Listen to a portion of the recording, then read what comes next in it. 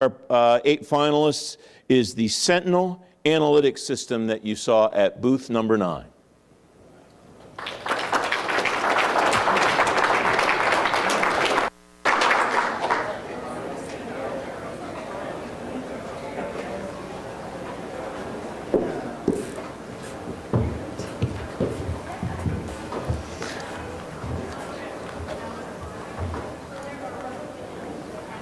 Oops, too far. Hello, everyone. I'm Monica Vaca. I work with the Federal Trade Commission. My colleagues are here. I have Maria Mayo from the Federal Trade Commission and Murali Thirkonda from Leidos, who we've worked with very closely on this new innovation. So I want to tell you a little bit about the Consumer Sentinel Network analytics system for law enforcement. For those of you who don't know, the FTC is a law enforcement agency. We're a consumer protection agency, and what we do best and what we love to do is shut down frauds. So we have a tool for this. So consumer fraud is a huge problem in the United States. It's a huge problem for consumers. In 2017, consumers reported to us that they lost more than $905 million to fraud. That's just the tip of the iceberg. Other studies tell us that people are losing billions of dollars. So to protect the public, what law enforcers need is we need to hear from consumers about these frauds. We need to hear what's going on. The Consumer Sentinel Network, we'll just call it Sentinel for short, is a resource that the FTC developed in 2008. And what it is, it's a repository, it's a database to help law enforcement officials across the country learn about what frauds are affecting people around the country. And it can be frauds, it can be identity theft, and it can be other kinds of really negative experiences in the marketplace. So what is Sentinel Now? Well, as I said, it's a database. It's a secure online database. Right now it has more than 16 million records, consumer complaints. And these are all available exclusively to law enforcement. So not just the FTC, but law enforcement agencies from across the country.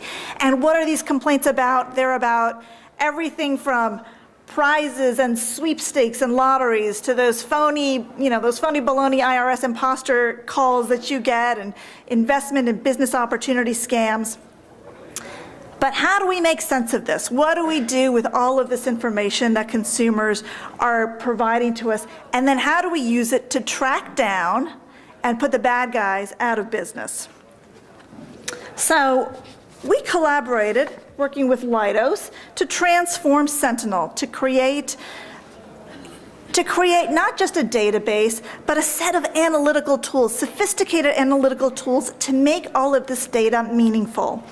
So when you're investigating a target as a law enforcer, you can now use Sentinel's new tools, that's new enhanced search tools, to look for relevant consumer complaints, to sort the results efficiently, and to quickly highlight some trends that are going to help you do your job. New visual summaries are available to help you make sense of what the consumers are telling you. Word clouds, they help you spot some common patterns. Maps help you find witnesses in your area. Timelines help you figure out how the scam has evolved. And natural language processing helps you highlight some trends, helps you connect the dots. Okay. So that's what you do when you know who your target is. But sometimes when you're a law enforcer, you don't know who your target is, right? You don't know exactly who you're looking for, and that's because fraudsters don't like to use their real names, right? They like to change the names of their companies. They like to spoof their telephone number so you can't track them down. How can we find them? So Sentinel's innovation here is graph analytics. It's a state-of-the-art analytics program, and it was designed with this problem in mind. What this tool does is it takes little nuggets of information that consumers put into their complaints, the complaints that we get into Sentinel. And it finds these little nuggets and puts them together so that we can tie these very disparate complaints together. Without a graph analytics tool, This is extraordinarily time intensive. What it means is an investigator is sitting down and looking through every nugget of every complaint and trying to figure out how it matches up with other complaints. That takes a long time. With Sentinel Graph Analytics, we can do this in a click of a button. So I'm going to give you an example of how this, oops, did I get somehow ahead of myself here?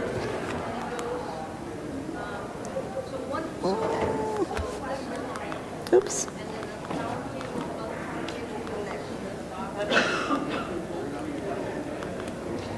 Here we go. All right, so let me show you an example with some fictional names. So consumer complaints about a variety of entities are starting to come in, right? And you can see all these names of these various entities on this graph here. And one name keeps popping up, and it's earned dollars today. But when we look at the consumers, they're not paying earned dollars today. They're not paying any money to this place. So what is it? They're paying all of these other companies. Oops. This is on some kind of a fast forward. They're paying all of these other companies. So how do we tie this together? Well, we can see that there are some phone numbers that are tied to these complaints. And then if we want to know a little bit more, what we can look at is we can click a button to see, hey, wait a second. Are there any common names that are associated with these particular companies? And here they are. We can see them. So now suddenly what we have is a scam that we know is happening in real time, right? We know that this scam is connected. We know how to connect the dots.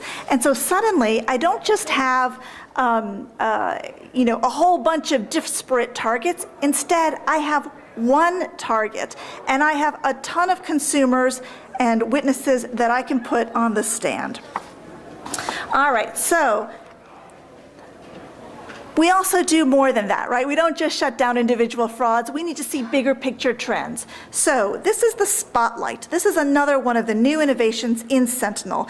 This tool gives us the power to take a look at very specific areas. So if I want to focus on everything going on in Georgia, I can do that with the Sentinel Spotlight. If I want to focus on what's going on with debt collection, I can do that with the Spotlight. If I want to dig into one particular trend and then figure out how that's affecting one group of people, maybe military consumers, I can do that with the Spotlight. You can be monitoring all of these geographic areas, all of these industries, and it's being done automatically. You never have to do it. You're not running new searches. This is being delivered to your inbox every day. Okay, so how is this used? We have more than 2,300 law enforcement users across the country who use Sentinel. And Sentinel is available free of charge to everyone. They're using it every day to build their cases. We want to thank DOJ also for providing some of the funding for some of these enhancements. They were a big part of the team in coming up with some of these developments. So the best part for us about these tools is that we get to shut down fraudsters, and we get money back for people. This is some of what the FTC does, but the FTC is just one of the cops on the beat out there. As I said, we have 2,300 law enforcement users around the country. The last thing I'm going to say is that these tools are easy to use. These tools were developed not for data scientists. They weren't developed for people who have computer science degrees. They were developed for people like me, lawyers, for people in police departments, for people who are just trying to enforce a law. There's no data science expertise required. And finally, I just want to say that this is a way for law enforcement users across the country to be using data to drive their investigations and to drive their priorities. Somebody said it earlier today, we don't do well when we're just using intuition. We do a lot better when we're using the data to make good decisions. Thank you. Congratulations very much. How did you get this piece put together so that folks who aren't data people necessarily, so that people who are not tech people get these kinds of results? So thank you for asking that, because that was a really important part of this innovation, is that we worked so closely. The Leidos team worked so closely with us. We engaged not just the Department of Justice, but other users across the country, people from state attorney general's offices, people from other offices, other law enforcers, as part of a users working group to make sure that as we made changes to the system, they were what the users needed and were easy for the users to experience. Excellent. Congratulations, folks. Thank you. Nice work.